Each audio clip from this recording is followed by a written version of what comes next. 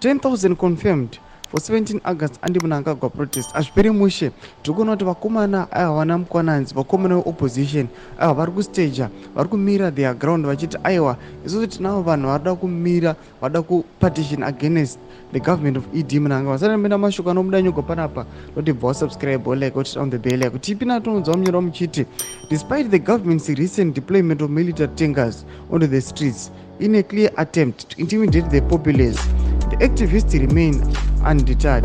Operating under the banner Zimbabwe Let's Unite and Fix Our Country, they have notified the police of their intention to hold peaceful demonstrations.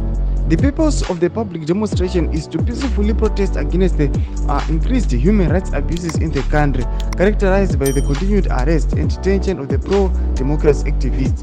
Tikuona kuti vakomana ava vari kuramba vachitsinidzira nhau yavo yari kufambisa mapurisa kuti aiwa toda kuita mapeaceful demonstrations titone vanhu vanotosvika 10,000 vanhu vari kuda kutomiririra vari kutopinda mumastreets, but tikuona chitiko chichiri kuitika tiona ED Mnangagwa achideploya military riot nemapurisa zviri kupa a clear picture yekuti aiwa government iri kuda kuintimidata macitizens.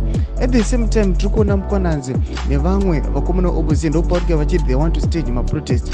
We don't know if this is going to be possible or if it is going to be viable. Nokuti munongoziva kungoti aiwa mutungamiri wenyika akapa mastunning warning achiti vakomana musatambira apo.